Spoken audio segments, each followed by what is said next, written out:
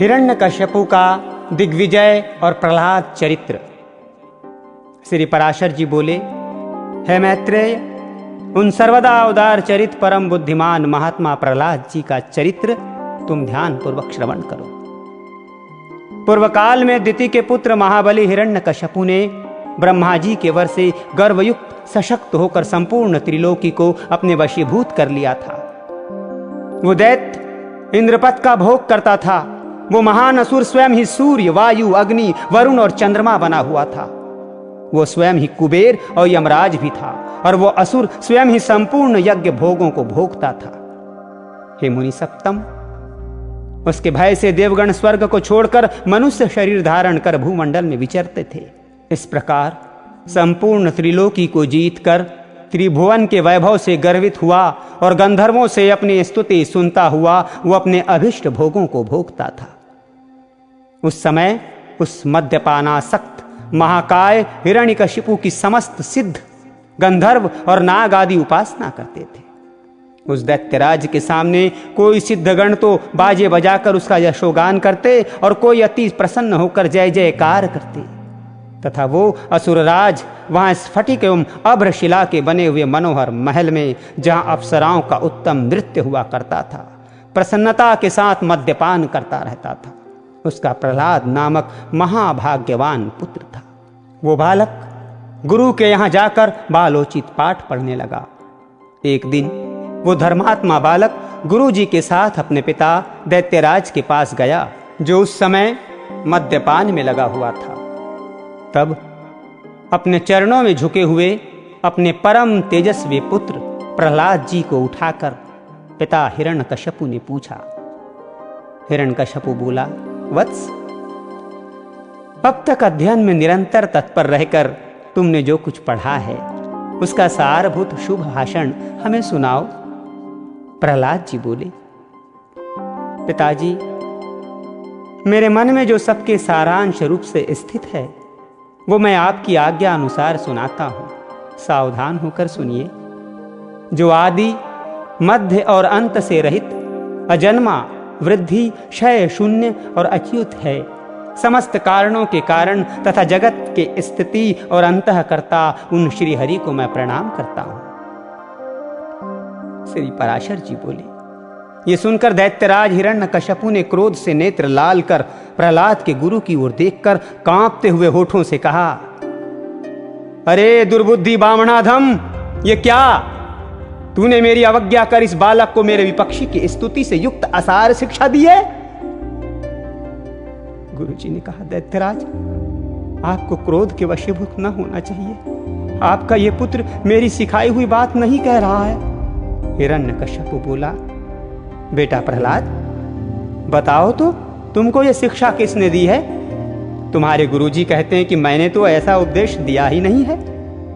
प्रहलाद जी बोले, पिताजी, हृदय में स्थित भगवान विष्णु ही तो संपूर्ण जगत के उपदेशक हैं। उन परमात्मा को छोड़कर और कौन किसी को कुछ सिखा सकता है? हिरण्यकश्यपु बोला, अरे मूर्ख, जिस विष्णु का तू मुझ जगदीश्वर के सामने धृष्टता पूर्वक निशंक होकर बारंबार वर्णन करता है, वो कौन है? प्रहलाद जी बोले, योगियों के ध्यान करने योग्य, जिसका परम पद वाणी का विषय नहीं हो सकता तथा जिससे विश्व प्रकट हुआ है और जो स्वयं विश्व रूप है, वो परमेश्वर ही विष्णु है। हिरण्यकश्यपु बोला, अरे मूर्ख, मेरे रहते हुए और कौन परमेश्वर कहा जा सकता है? फिर भी तू मौत के मुख में जाने की इच्छा से बारंबार ऐसा बक रहा है। प्रहलाद जी बोले, हे तात, वो ब्रह्मभूत विष्णु तो केवल मेरा ही नहीं बल्कि संपूर्ण प्रजा और आपका भी कर्ता, नियंता और परमेश्वर है। आप प्रसन्न होइए, व्यर्थ क्रोध क्यों करते हैं? हिरण्यकश्यपु बोला, अरे कौन पापी इस दुर्बुद्धि बालक के हृदय में घुस बैठा है, जिससे अविष्ट चित्त होकर ये ऐसे अमंगल वचन बोलता है? प्रहलाद जी बोले, पिताजी, वे विष्णु भगवान तो मेरे ही हृदय में नहीं बल्कि संपूर्ण लोकों में स्थित हैं। वे सर्वगामी तो मुझको, आप सबको और समस्त प्राणियों को अपनी अपनी चेष्टाओं में प्रवृत्त करते हैं। हिरण्यकश्यपु बोला, इस पापी को यहां से निकालो और गुरु के यहां ले जाकर इसका भली प्रकार शासन करो। इस दुर्मति को न जाने किसने मेरे विपक्षी की प्रशंसा में नियुक्त कर दिया है। श्री पराशर जी बोले, उसके ऐसा कहने पर दैत्यगण उस बालक को फिर गुरु जी के यहाँ ले गए। वे वहां गुरु जी की रात दिन वे भली प्रकार सेवा शुश्रूषा करते हुए विद्या अध्ययन करने लगे।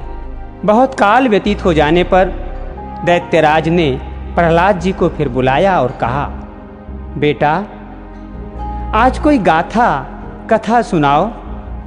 प्रहलाद जी बोले, जिनसे प्रधान पुरुष और ये चराचर जगत उत्पन्न हुआ है, वे सकल प्रपंच के कारण श्री विष्णु भगवान हम पर प्रसन्न हो। हिरण्यकशिपु बोला, अरे ये बड़ा दुरात्मा है, इसको मार डालो। अब इसके जीने से कोई लाभ नहीं है, क्योंकि स्वपक्ष की हानि करने वाला होने से ये तो अपने कुल के लिए अंगार रूप हो गया है। श्री पराशर जी बोले, उसकी ऐसी आज्ञा होने पर सैकड़ों हजारों दैत्यगण बड़े बड़े अस्त्र शस्त्र लेकर उन्हें मारने के लिए तैयार हुए। प्रहलाद जी बोले, अरे दैत्यों, भगवान विष्णु तो शस्त्रों में, तुम लोगों में और मुझ में सर्वत्र ही स्थित हैं। इस सत्य के प्रभाव से इन अस्त्र शस्त्रों का मेरे ऊपर कोई प्रभाव न हो। श्री पराशर जी ने कहा, तब तो उन सैकड़ों दैत्यों के शस्त्र समूह का आघात होने पर भी उनको तनिक सी भी वेदना न हुई। फिर भी वे ज्यों के त्यों नवीन बल संपन्न ही रहे। हिरण्यकशिपु बोला, अरे दुर्बुद्धे, अब तू विपक्षी की स्तुति करना छोड़ दे। जा, मैं तुझे अभयदान देता हूं, अब और अधिक नादान मत हो। प्रहलाद जी बोले, हे तात, जिनके स्मरण मात्र से जन्म जरा और मृत्यु आदि के समस्त भय दूर हो जाते हैं, उन सकल भयहारी अनंत के हृदय में स्थित रहते हुए भय मुझे कहाँ रह जाता है, कहाँ रह सकता है। हिरण्यकशिपु बोला, अरे सर्पो, इस अत्यंत दुर्बुद्धि और दुराचारी को अपने विषाग्नि संतप्त मुखों से काटकर शीघ्र ही नष्ट कर दो। श्री पराशर जी बोले, ऐसी आज्ञा होने पर अति क्रूर और विषधर तक्षक आदि सर्पों ने उनके समस्त अंगों में काटा, किंतु उन्हें तो श्री कृष्ण चंद्र में आसक्त चित्त रहने के कारण, भगवत स्मरण के परमानंद में डूबे रहने से उन महासर्पों के काटने पर भी अपने शरीर की कोई सुधि नहीं हुई। सर्प बोले, हे दैत्यराज, देखो हमारी दाढ़ें टूट गईं, मणियां चटकने लगीं, फणों में पीड़ा होने लगी और हृदय कांपने लगा, तथापि इसकी त्वचा तो जरा भी नहीं कटी। इसलिए अब आप हमें कोई और कार्य बताइए। हिरण्यकशिपु बोला, हे दिग्गजों, तुम सब अपने संकीर्ण दांतों को मिलाकर मेरे शत्रु पक्ष द्वारा बहकाकर मुझसे विमुख किए हुए उस बालक को मार डालो। देखो, जैसे अरणि से उत्पन्न हुआ अग्नि उसी को जला डालता है, उसी प्रकार कोई कोई जिससे उत्पन्न होते हैं उसी के नाश करने वाले हो जाते हैं। श्री पराशर जी बोले, तब पर्वत शिखर के समान विशालकाय दिग्गजों ने उस बालक को पृथ्वी पर पटक कर अपने दांतों से खूब रौंदा, किंतु श्री गोविंद का स्मरण करते रहने से हाथियों के हजारों दांत उनके वक्षस्थल से टकराकर टूट गए। तब उन्होंने पिता हिरण्यकशिपु से कहा, ये जो हाथियों के वज्र के समान कठोर दांत टूट गए हैं, इसमें मेरा कोई बल नहीं है। ये तो श्री जनार्दन भगवान की महाविपत्ति और क्लेशों के नष्ट करने वाले स्मरण का ही प्रभाव है पिता। हिरण्यकशिपु बोला, अरे दिग्गजों, तुम हट जाओ। दैत्यगण, तुम अग्नि जलाओ, और हे वायु, तुम अग्नि को प्रज्वलित करो, जिससे इस पापी को जला डाला जाए। श्री पराशर जी बोले, तब अपने स्वामी की आज्ञा से दानवगण काष्ठ के एक बड़े ढेर में स्थित असुर राजकुमार को अग्नि प्रज्वलित करके जलाने लगे। प्रहलाद जी बोले, हे तात, पवन से प्रेरित हुआ भी ये अग्नि मुझे नहीं जलाता। मुझको तो सभी दिशाएं ऐसी शीतल प्रतीत होती हैं मानो मेरे चारों ओर कमल बिछे हुए हों। श्री पराशर जी बोले, तदनंतर शुक्र जी के पुत्र बड़े वाग्मी महात्मा चंडामर्क आदि पुरोहित गण साम नीति से दैत्यराज की बढ़ाई करते हुए बोले। पुरोहित बोले, हे राजन, अपने इस बालक पुत्र के प्रति अपना क्रोध शांत कीजिए। आपको तो देवताओं पर ही क्रोध करना चाहिए, क्योंकि उसकी सफलता तो वही है। हे राजन, हम आपके इस बालक को ऐसी शिक्षा देंगे जिससे ये विपक्ष के नाश का कारण होकर आपके प्रति अति विनीत हो जाएगा। हे दैत्यराज, बाल्यावस्था तो सब प्रकार के दोषों का आश्रय होती ही है, इसलिए आपको इस बालक पर अत्यंत क्रोध का प्रयोग नहीं करना चाहिए। यदि हमारे कहने से भी ये विष्णु का पक्ष नहीं छोड़ेगा तो हम इसको नष्ट करने के लिए किसी प्रकार न टलने वाली कृत्या उत्पन्न करेंगे। श्री पराशर जी ने कहा, पुरोहितों के इस प्रकार प्रार्थना करने पर दैत्यराज ने दैत्यों द्वारा प्रहलाद को अग्नि समूह से बाहर निकलवाया। फिर प्रहलाद जी गुरु जी के यहाँ रहते हुए उनके पढ़ा चुकने पर अन्य दानव कुमारों को बार बार उपदेश देने लगे। प्रहलाद जी बोले, हे दैत्य कुलोत्पन्न असुर बालकों, सुनो, मैं तुम्हें परमार्थ का उपदेश करता हूं। तुम इसे अन्यथा न समझना, क्योंकि मेरे ऐसा कहने में किसी प्रकार का लोभादि कारण नहीं है। सभी जीव जन्म, बाल्यावस्था और फिर यौवन प्राप्त करते हैं, तत्पश्चात दिन दिन वृद्धावस्था की प्राप्ति भी अनिवार्य ही है। और हे दैत्य राजकुमारों, फिर ये जीव मृत्यु के मुख में चला जाता है। ये हम और तुम सभी प्रत्यक्ष देखते हैं। मरने पर पुनर्जन्म होता है, ये नियम भी कभी नहीं टलता। इस विषय में श्रुति स्मृति रूप आगम भी प्रमाण है कि बिना उपादान के कोई वस्तु उत्पन्न नहीं होती। पुनर्जन्म प्राप्त करने वाली गर्भवास आदि जितनी अवस्थाएं हैं, उन सबको दुख रूप ही जानो। मनुष्य मूर्खतावश क्षुधा, तृष्णा और शीतादि की शांति को सुख मानते हैं, परंतु वास्तव में तो वे दुख मात्र ही हैं। जिनका शरीर वातादि दोष से अत्यंत शिथिल हो जाता है, उन्हें जिस प्रकार व्यायाम सुखप्रद प्रतीत होता है, उसी प्रकार जिनकी दृष्टि भ्रांति ज्ञान से ढकी हुई है, उन्हें दुख ही सुखरूप जान पड़ता है। अहो, कहाँ तो कफ आदि महाघृणित पदार्थों का समूह रूप शरीर, और कहाँ कांति, शोभा, सौंदर्य एवं रमणीयता आदि का दिव्य गुण। तथापि मनुष्य इस घृणित शरीर में कांति आदि का आरोप कर सुख मानने लगता है। यदि किसी मूढ़ पुरुष की मांस, रुधिर, पीप, विष्टा, मूत्र, स्नायु, मज्जा और अस्थियों के समूह रूप इस शरीर में प्रीति हो सकती है, तो उसे नरक भी प्रिय लग सकता है। अग्नि, जल और भात, शीत, तृषा और क्षुधा के कारण ही सुखकारी होते हैं, और इनके प्रतियोगी जल आदि भी अपने से भिन्न अग्नि आदि के कारण ही सुख के हेतु होते हैं। हे दैत्य कुमारों, विषयों का जितना जितना संग्रह किया जाता है, उतना उतना ही वे मनुष्य के चित्त में दुख बढ़ाते हैं। जीव अपने मन को प्रिय लगने वाले जितने ही संबंधों को बढ़ाता जाता है, उतने ही उसके हृदय में शोक रूपी शल्य कांटे स्थिर होते रहते हैं। घर में जो कुछ धन धान्य आदि होते हैं, मनुष्य के जहां तहां परदेश में रहने पर भी वे पदार्थ उसके चित्त में बने रहते हैं, और उनके नाश और दाह आदि की सामग्री भी उसी में मौजूद रहती है। अर्थात घर में स्थित पदार्थों के सुरक्षित रहने पर भी मन स्थिति पदार्थों के नाश आदि की भावना से पदार्थ नाश का दुख प्राप्त हो जाता है। इस प्रकार जीते जी तो यहाँ महान दुख होता ही है, मरने पर भी यम यातनाओं का और गर्भ प्रवेश का उग्र कष्ट भोगना पड़ता है।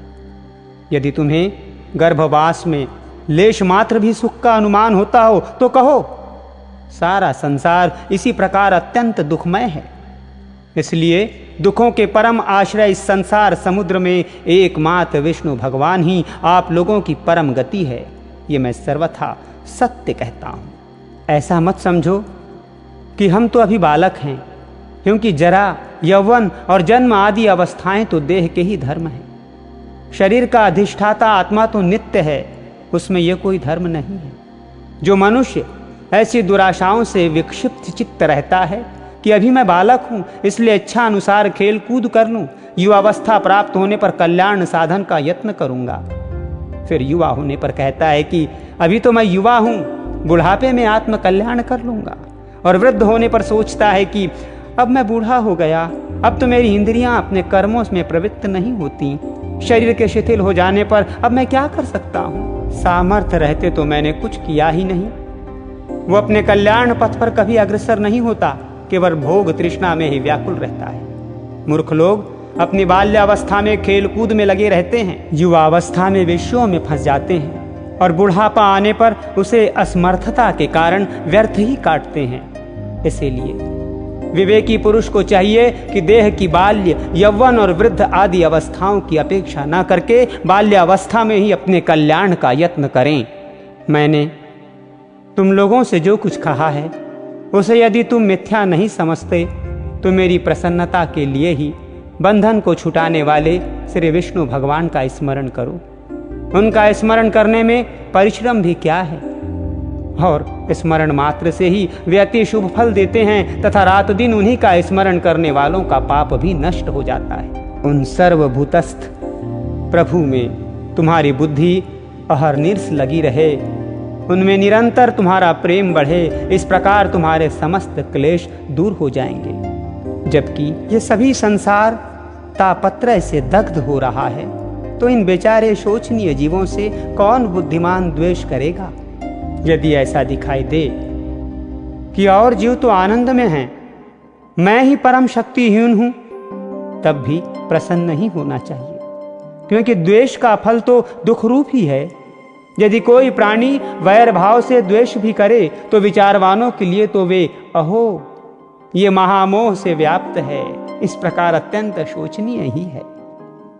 हे दैत्यगण, ये मैंने भिन्न भिन्न दृष्टि वालों के विकल्प, भिन्न भिन्न उपाय कहे।